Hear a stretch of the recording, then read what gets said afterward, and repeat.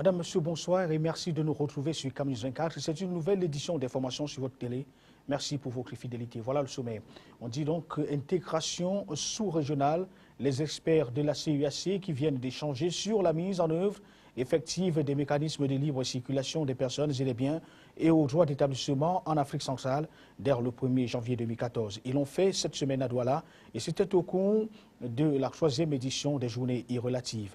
Écho des municipalités et le nouvel exécutif municipal des Boulevards 2e qui s'installe après la première réunion de prise de contact. David Zo Ejo, le nouveau maire de la commune des Boulevards 2e, a mobilisé tout son personnel pour mettre la propriété au sein de la structure destinée donc à abriter le conseil municipal au cours des 5 prochaines années. Voilà pour le sommaire.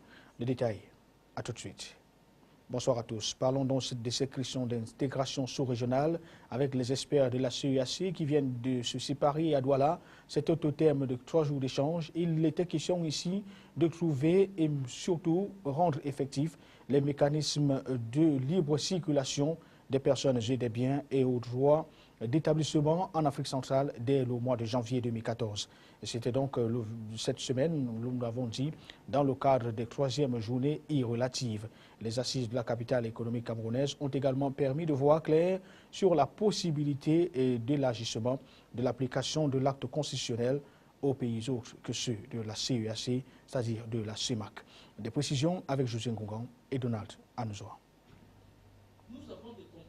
L'objectif général de la présente édition est de réunir les principaux acteurs de l'intégration régionale pour débattre de la problématique de la libre circulation des personnes et du droit d'établissement en Afrique centrale afin de proposer des solutions pour accélérer l'application des textes communautaires. Nous nous sommes réunis ici aujourd'hui dans le cadre des journées de l'intégration pour essayer de voir dans quelle mesure on pourrait élargir les mesures de cet acte additionnel aux pays de la CEAC.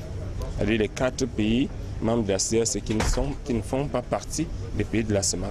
Je vais les citer, l'Angola, le Burundi, Sao Tomé et Principe et la RDC. Il est donc question pour nous maintenant de voir avec ces pays dans quelle mesure on pourrait élargir les mesures de l'acte additionnel de la CEMAC à la CEAC. Il est dès lors attendu de cette 3e édition des journées de l'intégration en Afrique centrale un large débat et des échanges fructueux entre les différents acteurs, à savoir les administrations publiques, le secteur privé et la société civile. L'urgence se veut des plus pressantes avec l'entrée en vigueur, dès le 1er janvier 2014, de la libre circulation des personnes et des biens en Afrique centrale.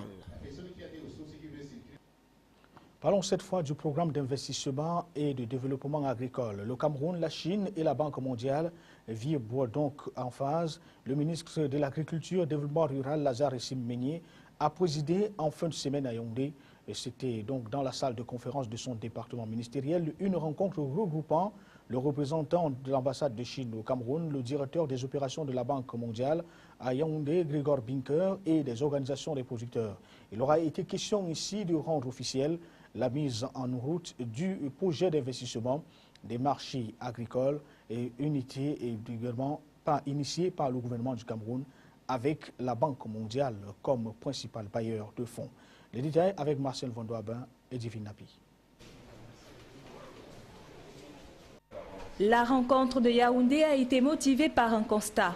Pour assurer l'essor du secteur agro-industriel camerounais, les entreprises de nutrition animale, les boulangeries, les minoteries et autres opérateurs dans l'agro-business expriment une forte demande pour s'approvisionner localement en maïs, sorgho et tubercules de manioc. Cette demande annuelle est estimée à 200 000 tonnes de maïs, 30 000 tonnes de sorgho et 1 400 000 tonnes de racines de manioc fraîches pour produire 20 000 tonnes de farine, 35 000 tonnes de cossettes et 10 000 tonnes d'amidon. Pour y arriver, le Cameroun, de concert avec ses partenaires au développement, est engagé à assurer au mieux l'amélioration de la productivité et de la compétitivité à travers cette initiative qui comporte 2 composantes, l'appui à la production, la transformation et la commercialisation et le renforcement des capacités des populations bénéficiaires. En outre, Ce projet facilitera l'accès aux banques commerciales et autres établissements de microfinance, en même temps qu'il appuiera la réhabilitation des pistes rurales dans les bassins de production retenus pour améliorer la connectivité et la résilience au changement climatique. La première phase du projet sera étalée sur une durée de 5 ans et coûtera environ 40 milliards de francs CFA à la charge de la Banque mondiale. Dans le domaine de l'énergie, il est question de minimiser désormais la consommation d'énergie pour un service rendu plutôt identique. Et c'était la raison d'être même d'un forum d'échange sur l'efficacité énergétique organisé cette semaine à Douala par l'Agence de régulation du secteur de l'électricité. Étaient présents donc à ce forum-là toutes les parties prenantes qui évoluent donc dans le secteur du développement de l'énergie. Alors, pour des travaux, il a été question donc de trouver cette adéquation entre l'offre et la demande de l'énergie qui est sans cesse croissante au Cameroun. Donata Nouzoa et Josué Ngongan nous en disent plus.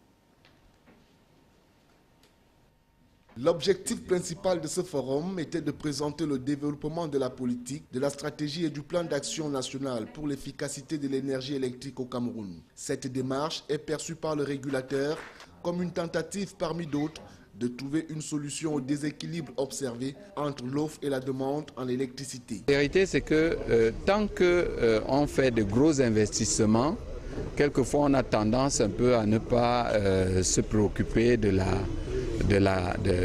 l'efficacité même et de la qualité de la consommation. Tant qu'on fait de grands investissements. Pourquoi? Parce qu'il y a suffisamment d'énergie, il y en a pour tous et puis on le gaspille. Oui. L'efficacité énergétique par contre vise à gaspiller le moins possible ce qui est déjà rare. Et donc du coup l'efficacité énergétique permet de mieux planifier à terme parce que l'efficacité énergétique nous amène à rationaliser nos consommations et à mieux voir quels seront nos besoins de demain et d'éviter ainsi des surinvestissements. Le forum d'échange sur l'efficacité énergétique tenu ce 24 octobre à Douala a permis de mettre l'accent sur 4 points principaux, à savoir la réduction de la facture d'électricité dans les bâtiments publics, l'amélioration de l'efficacité énergétique dans les industries et les bâtiments publics, la sensibilisation des ménages aux possibilités d'économiser l'électricité et l'adaptation du cadre institutionnel et réglementaire à la situation actuelle dans le secteur de l'électricité. Il est désormais attendu des contributions et des expertises des participants, une palette de propositions afin de permettre au gouvernement de disposer d'une large marge de manœuvre pour décider de la stratégie à adopter concernant l'implémentation de l'efficacité énergétique au Cameroun. Allons voir l'actualité dans les communes. Avec arrêt dans la commune d'arrondissement des Boulevards 2e, c'est dans le département, dans la région du Sud, donc au Cameroun. Il faut dire qu'après la première réunion de prise de contact de David Edjo, le nouveau maire de cette commune a mobilisé tout son personnel pour mettre de la propriété au sein de la structure qui va les accueillir au cours des 5 prochaines années. Il faut dire que cette opération, qui est une nouveauté dans cette partie du pays, a vu la participation de tous les agents communaux et bien entendu le secrétaire général de cette commune. Les détails avec lui de Gonzanga, Akanj Banda et Bintoa Koum pour le récit. Une dizaine de jours seulement après son élection, le nouveau maire de la commune des Boulevards 2e a donné le ton. Il a organisé une séance d'investissement humain dont l'objectif était de mettre la propreté dans les locaux qui abritent ses services. Une opération qui intervient après la première réunion de prise de contact avec son personnel. La lumière, c'est cette propriété que nous avons entamée ce matin avec tout le personnel de ma commune. Ceci dit que c'est une action qui va se poursuivre. Vous savez que l'autorité administrative a mis en place le jeudi propre. Mais nous avons travaillé aujourd'hui, vendredi, parce que j'ai trouvé qu'on ne pouvait pas continuer à travailler dans une maison qui est sale. Vous voyez les alentours. C'est pour cette raison que nous avons pris la disposition de travailler ce vendredi. Mais désormais, ça va se passer le jeudi. Outillé du matériel de travail, toute l'équipe s'est mise à l'œuvre pour marquer son adhésion à cette noble initiative qui augure l'une des priorités du nouveau maire de la commune des Boulevards 2e. Le défi, c'est d'abord le désenclavement des voies rurales. Il faut les désenclaver. Vous voyez, nos populations ont des problèmes d'écoulement des produits. Ce qu'il faut faire, c'est essayer de désenclaver les voies rurales pour permettre aux populations d'écouler leurs produits dans des zones urbaines. Dans cette logique de changement et de développement, David Zohor et Dior entend bientôt mettre sur pied des comités de développement dans tous les villages, des structures locales consultatives sur lesquelles il va s'appuyer pour définir les priorités de son action à l'égard des populations. Et on a envie de dire, pourvu que ça dure, tout neuf, tout beau. Conseil national de la jeunesse du Cameroun, c'est pour bientôt les élections pour le renouvellement des différentes antennes. Il faut dire que pour préparer cette importante échéance, les antennes communales sont déjà en branle. Celle du sud, dans le département de la Villa, a donc réuni tout son état-major cette semaine pour faire non seulement le bilan des dernières années, mais également poser des bases pour l'avenir. Les détails, Ludé Gozanga, Sechtetka.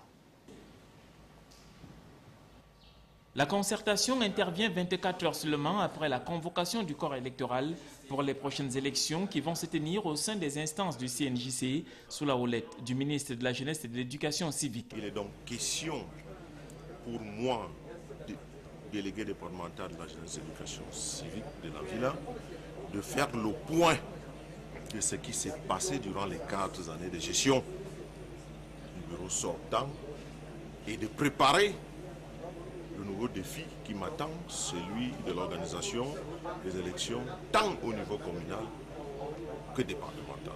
Pour la réussite de cette opération dans sa circonscription de compétences, le délégué départemental de la jeunesse et de l'éducation civique de l'Anvila a demandé aux jeunes de regarder dans la même direction pour relever avec efficience les défis qui s'imposent à eux. Occasion pour le président départemental du CNJC de l'Anvila de présenter quelques traits de son bilan qui, de l'avis de ses pairs, reste assez positif. Nous avons fait la promotion des jeunes à des postes de responsabilité.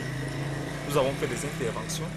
Nous avons organisé beaucoup de conférences. Bref, étant pédagogue, nous avons fait de la pédagogie pour que les jeunes s'insèrent dans le milieu de la prise de décision et pour que les jeunes deviennent véritablement compétitifs. Nous avons fait un effort de les rassembler et de réfléchir, parce que c'est ça l'émission du Conseil national de la jeunesse, c'est de se rassembler et réfléchir sur les thématiques de l'heure. S'agissant du calendrier électoral qui a été rendu public, les élections communales auront lieu le 9 novembre, les départementales le 19 novembre, les régionales le 29 et l'élection du Bureau national le 10 décembre 2013. Au demeurant, les jeunes de l'Anvila ont été invités à prioriser les idéaux du CNJC qui sont l'unité, la solidarité, l'esprit d'entrepreneuriat et la loyauté vis-à-vis des institutions de la République.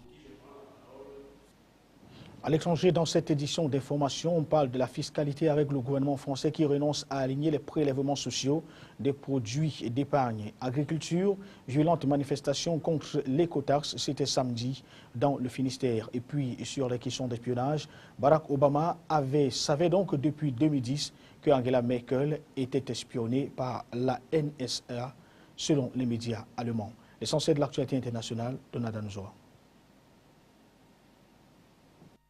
Face au tollé, le gouvernement fait de nouveau machine arrière sur son projet fiscal. Exige l'harmonisation à 15,5% des prélèvements sociaux sur les très populaires plans d'épargne en action, plan d'épargne logement ou épargne salariale. Bernard Cazeneuve, le ministre du Budget, le précise au journal du dimanche. Seuls certains contrats d'assurance vie seront concernés.